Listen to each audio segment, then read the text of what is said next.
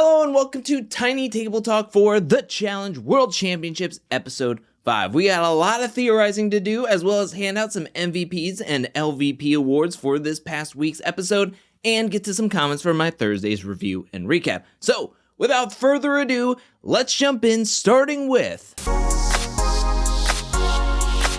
So unfortunately for us, this past week's episode left off on a cliffhanger. But the good thing about a cliffhanger is that it gives us all the time of the world to speculate what will Darrell and Kiki do now that they have all the power to send in anybody that they want besides themselves and Wes and Zara. I guess they could send themselves if they really wanted to. They're not going to, though. The first possibility is Jordan and Kaz.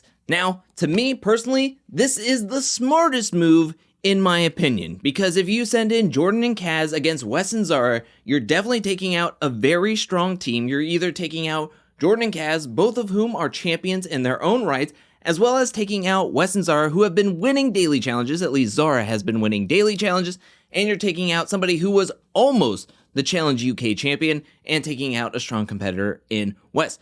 And you're also hindering the UK team. The problem is I don't know if Darrell really wants that blowback.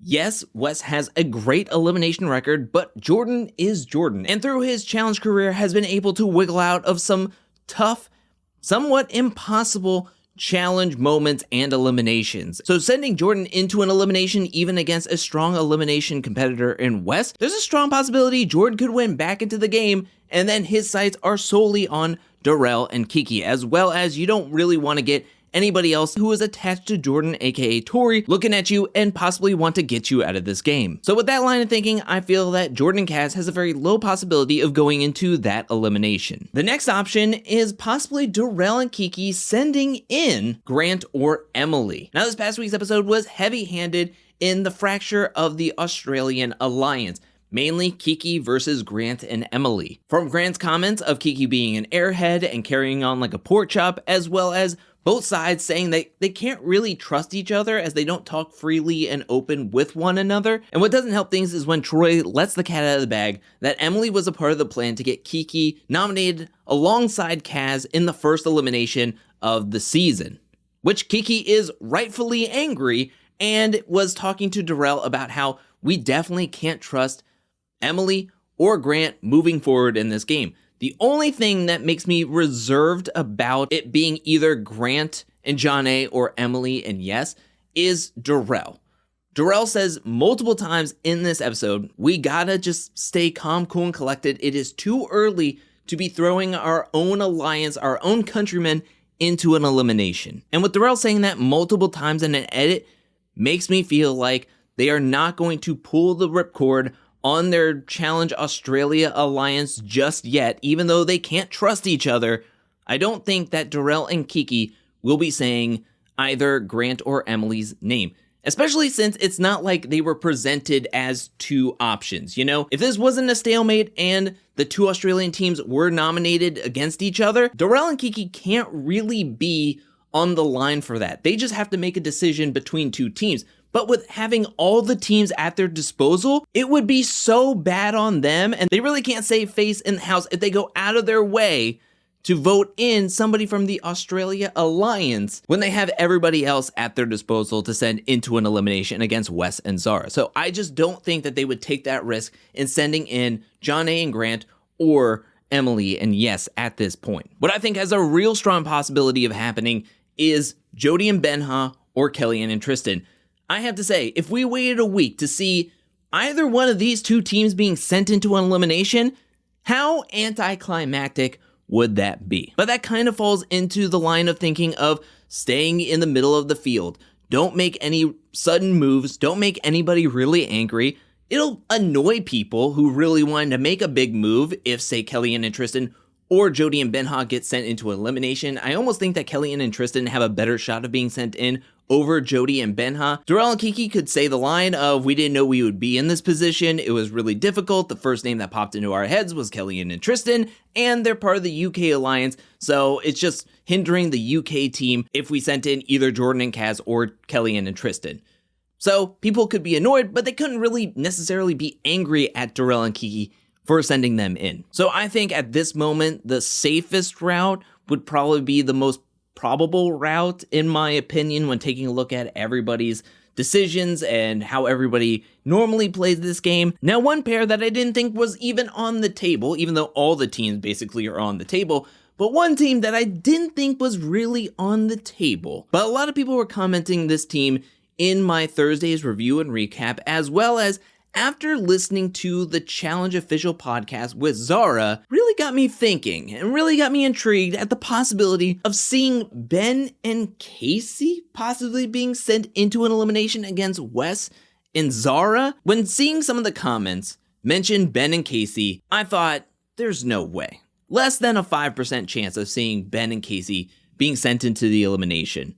But then, Zara said in the Challenge Official podcast that who everybody is thinking that will be sent into an elimination won't be sent in. And if it's a team that we're thinking is coming out of left field, maybe it could be Ben and Kaycee, you know? Ben kind of played this rather poorly, as all of Australia does not like Ben. He also tried to stir them up during the nomination ceremony, which I thought was not a good play at all. Whispering to Kaycee, then pointing out that, oh, Amber and Troy are on the bottom. Also, they came in second to last on the daily challenge. So that's another reason for Darrell and Kiki to say, oh, well, we're going to send in Ben and Kaycee. They did horrible in the daily challenge, as well as they're stirring up drama and trying to get the Challenge Australia into an elimination against each other. You're going to try to pit Challenge Australia against each other, causing some dissent, causing some anger and anguish in between our alliance and our country's alliance.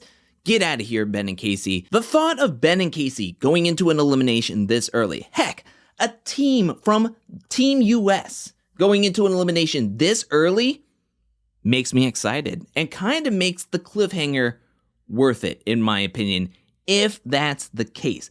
I still don't know if that's the right move or that's the move that Darrell and Kiki will go.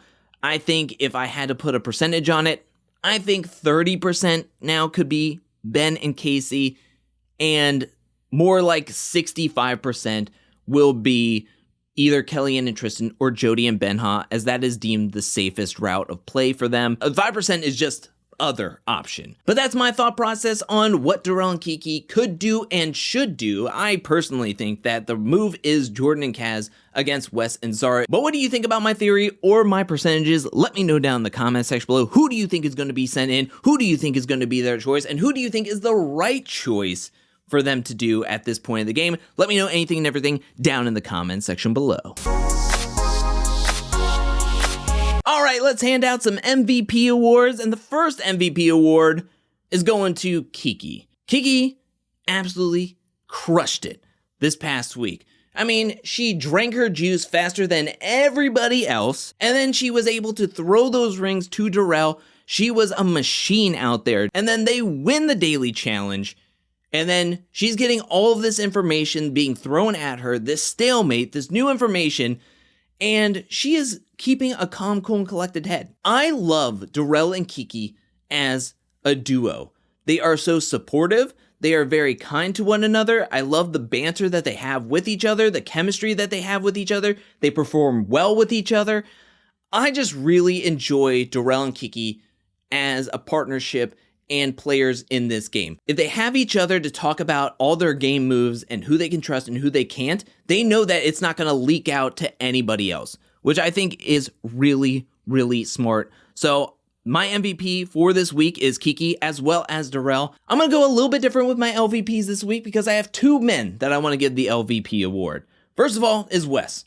Of course I have to give Wes an LVP this week because his decision, his strategy to not drink the juice, as well as tell Zara not to drink the juice, ultimately hindered them and was like the sole reason why they were sent into elimination. So I have to give it to Wes for his strategy for not drinking the smoothie. The other LVP is Ben. I want to make it clear, Ben can play the game he wants to play. He doesn't need to follow everything that the Team US wants him to do.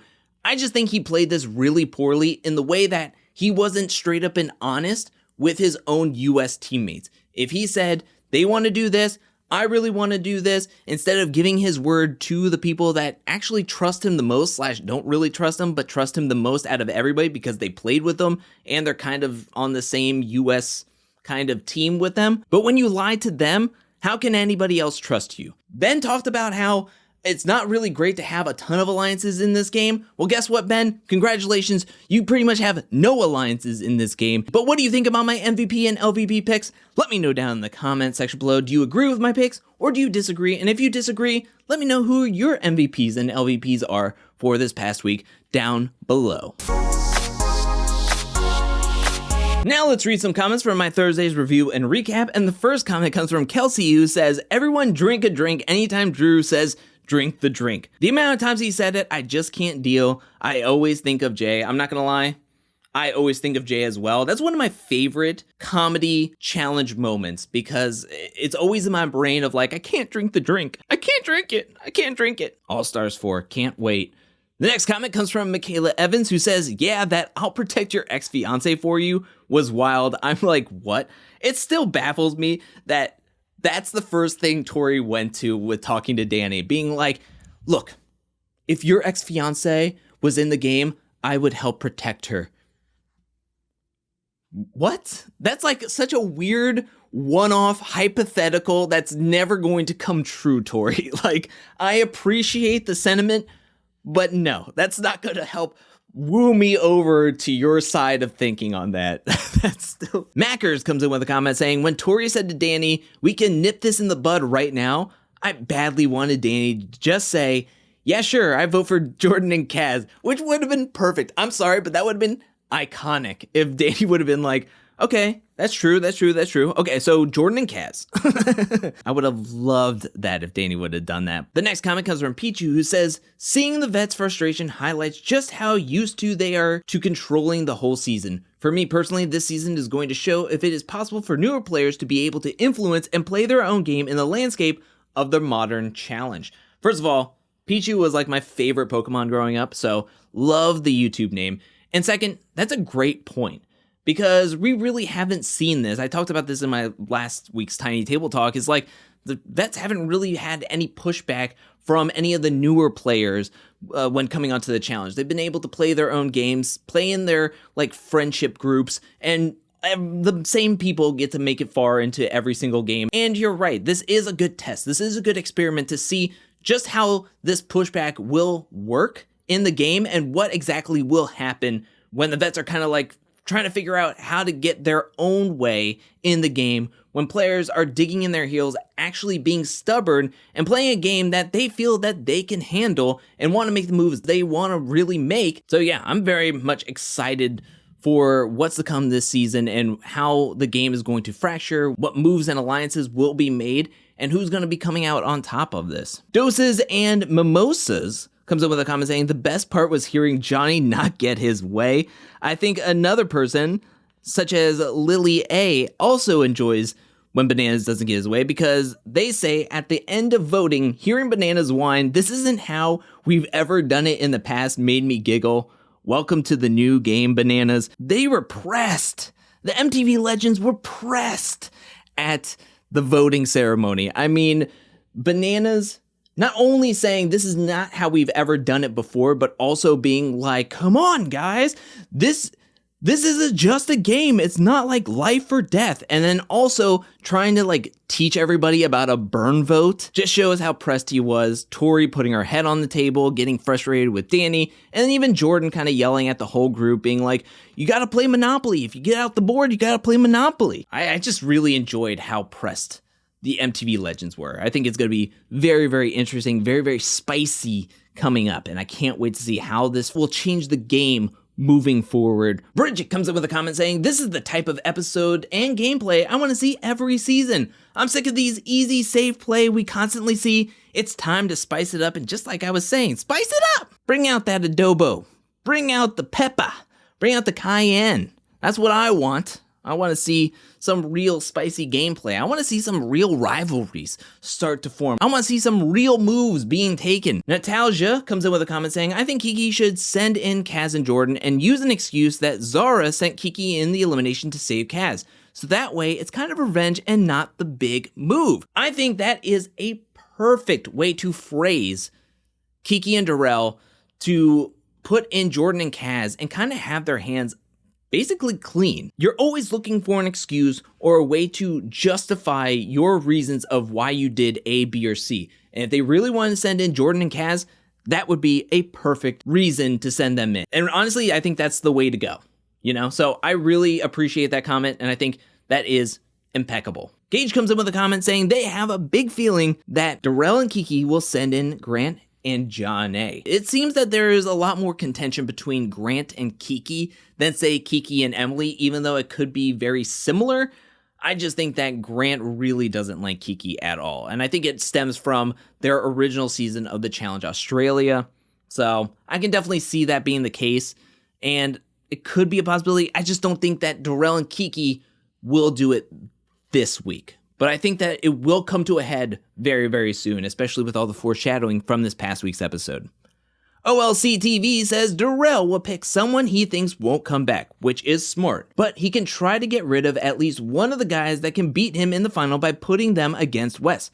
Also smart. I think that is a very smart move. Now, if you can get both of those taken out at the same time, that would be perfect for Darrell. But I think there's a lot more to the thought process, and really we have no idea what this elimination is going to entail and who it is tailor-made for. Is it going to be in Wes's wheelhouse or Zara's wheelhouse or whoever they decide to choose, whether it be Grant and Jonna, Jordan and Kaz, or Ben and Kaycee, or anybody, realistically. I think there's going to be a lot to this decision for Darrell and Kiki, and I just have a sad feeling that more than likely they will take the safe route of putting in like Kellyanne and Tristan or Jody and Benha, because now the decision is resting solely on their shoulders. Jacob comes in with a comment saying, if there wasn't a cliffhanger, this would be the best episode of the season so far. Also, I understand they didn't show the results of the last round because production wanted to keep the element of surprise, but they could have showed it at the end after the winners and losers are announced, so we can see it eventually. This comment is exactly how I felt after watching this episode multiple times. It's like, after Darrell and Kiki are named the winners, why can't we get the quick graphic for a couple of seconds showing how Heat 3, the final heat, point totals came out to be? Because I want to know how many rings Troy and Amber sunk to not get into the bottom two after having a negative 7-point deficit to overcome, and not get in the bottom two. That's impressive, but I want to see exactly how many points they scored, and I want to know how bad Darrell and Kiki whooped up on Justine and Bananas. Was it by one ring, or was it by multiple rings? Because they looked to be a machine. I felt after this episode, I wasn't disappointed or anything. I thought that this episode was a really good episode despite not having an elimination. But having an elimination at the end of this episode would have made this a very good episode to a great episode. And the final comment comes from Israel, who says, can't wait to see Danny versus Theo. Now we know who pushed Danny's buttons in that super trailer. Can I just say, this is why you bring on Theo, who hasn't been on a challenge in quite some time, and you have newcomers like Danny, who is bringing a breath of fresh air into the game and into the series, but you have new beef. And can I just say, I would have gotten it completely wrong. If I had to guess who was pissing off Danny in the super trailer, I would have never said Theo. I think I would have said like Bananas or Ben or something.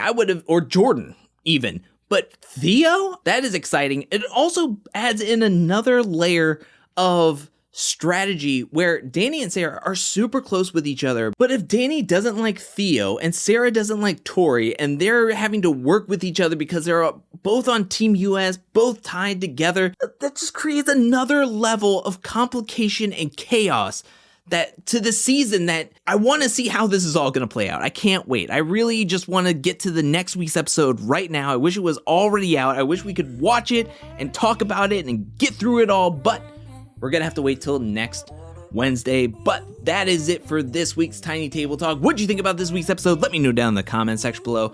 What do you think Darrell and Kiki are going to do? Which teams do you think they will send into elimination against Wes and Zara? And what teams do you think they should send in against Wes and Zara? Let me know down in the comment section below. I want to give a special shout out thank you to everyone who supports me over at patreon.com/angelcakevids. Thank you for your support. Thank you for your generosity. Thank you. And thank you to everyone who is watching this video up to this point. I'll be back really soon with more Challenge World Championship content, more challenge content, more content in general. But until then, peace.